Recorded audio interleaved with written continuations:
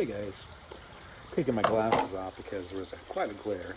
So, hope you're all doing well. It is Friday night, and I just wanted to get on here. I planned on doing a video yesterday, but just didn't get around to it. Had quite a busy work day. Today I had off actually. I needed to wrap some Christmas presents, so I did that this morning. And it takes a while. I'm a very slow wrapper, so I got that done though. And then spend some time on the patio, smoking my pipe, watching you guys and your videos, but I didn't make anything. So I thought I'd get on here tonight for a few minutes, make a video. Boy, it's almost Christmas. That's so hard to believe. So hard to believe that we're almost there. I mean, tomorrow is Christmas Eve. Got a lot of work to do between now and Christmas. Shopping's all done. I mean, embarrassingly, my shopping is for my wife, Amy. She pretty much takes care of everyone else's. So, I guess that's kind of the situation with most families.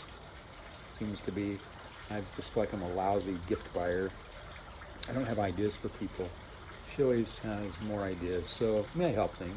I help with things, but obviously she kind of makes all that stuff happen. So her job's much more difficult than mine around Christmas. But I will do all the cooking. So hopefully that makes up for some of the trouble. I've got a few things. So tomorrow, Saturday, I'm probably forgetting things. I don't think we have a lot to do tomorrow. So I'll be trying to prepare some of the Christmas food for Christmas Eve in advance. This year I'll probably make they're like meatballs in a sweet and sour sauce. So I've got about 6 pounds of meatballs to make. And I do it in the crock pot. So you bake the meatballs first and you put them in the crock pot with the sweet and sour sauce. That's all homemade. So it takes like a half a gallon of ketchup and brown sugar and vinegar and some other seasonings. And the meatball, just a standard meatball recipe from the Betty Crocker cookbook. So I'll be making a lot of those. Don't know if I'll be doing those tomorrow. Sunday's going to be tough because Sunday's Christmas Eve. Everyone's coming over from both families on Sunday evening. So Sunday morning they'll be in church till around noon. And then we'll have a few hours between that and then a Christmas candlelight service at the church in the evening. Then everyone's coming over after that. So I'm thinking tomorrow I have to make a bunch of meatballs and have them all ready to go. And then I've got a lot of things to do for Christmas Day. So anyway, a lot of that cooking, which I'll take care of between now and Christmas. I enjoy cooking, so not a big deal. I'm smoking some chocolate cabbage from Israel in my little, let's see, what brand is this pipe? I just looked at it a second ago. Oh, yeah, Rossi. It's a Rossi version of a 320. I think it's a 6320 or something. So I like this little pipe.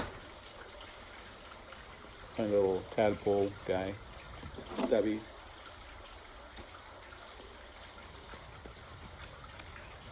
It's not the right pipe for tonight. So tonight we got to go to a little fun get together, a family thing. At my son Christian, his wife Anna, their house. They invited their siblings over and us to make cookies and have the kids decorate. So that was fun. So we got to hang out over there from about 4 till just a few minutes ago. It's about 7:45, so probably there for 3 hours. That was fun. Ate pizza, talked, played with the kids, held babies. I mean, what could be better than that, right? So anyway, did that. Now I'm just taking a few minutes here to smoke a pipe, make this quick video. Well, I wanted to thank you guys for your participation in my Christmas card idea.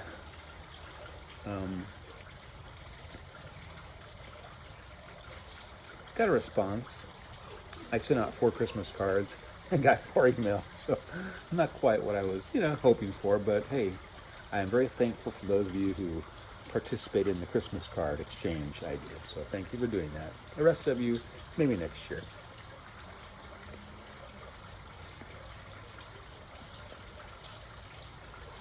Trying to think what else is going on here, guys. I didn't work today, so I just kind of bummed around today. Took a long nap. My wife got home. She's a teacher, so she was exhausted. She got home around 12:30, so we went and got something to eat, and then we decided to sit in our recliners for a while. And after doing that for about 5 minutes, we normally fall asleep. So I fell asleep. I think we took it was like over an hour long nap that we slept in our recliners. Old people thing. I would never before. My wife had always taken naps, and I was always hesitant to take a nap because I wanted to mess with my computer or something. And nowadays, I'm right there along with her taking a nap. I guess that's part of getting old. Another thing that is kind of bothering me, I've been doing some sort of weightlifting, nothing professional, nothing big, but some sort of weightlifting since my early 20s, so like 40 years, on and off. There have been years I didn't touch weight or anything, but I've been pretty consistent for the last 15 or 20 years. Right now I have a setup in my garage with a Smith machine and Olympic weights and all that. I noticed in the last month or so, I've had an issue with my left shoulder for some reason, so I feel like it's a lot weaker. It kind of gives out on me, so that affects my bench press. Well, I used to, when I was young, of course, I would put two 45-pound plates on the bar, and it was like 135 pounds, and that was my warm-up, lift, and I do like 12 or 13 of those, and then put more weights on and all that. As I've gotten older, that became my workout weight, so I'd put about 135, and I'd probably do 5 sets of anywhere from 8 to 12. Well, I've noticed in the last 6 months that that's gotten harder and harder to do. And I told my wife just a couple nights ago, in order to get 12 reps now, my shoulder kind of gives out, so that's a lot of it. It's kind of not, my left shoulder or arm is a lot weaker than my right. So anyway, but now I'm down to like putting 25 pounds on each side, so you're talking about a 90-pound bench press, which, I can do still 10 to 12 reps, but it's such a big difference. And it's a little discouraging because I read an article, and as you get older, you lose more muscle mass. And I think in your 30s, you start losing like 3.5%. I don't know if it can't be a year, so maybe it's every decade or something. But as you get older, you lose more and more. And so when you're age 50 and above, I think it goes to 4.5%. So dang, I've lost a lot of muscle mass since my 30s. Of course, I'd never know it because I'm pretty overweight, so it's not like you can really see it. But I can tell when I lift weights that I'm a lot weaker, and that's disappointing. That's difficult for me. Tonight, at my son Christian's house,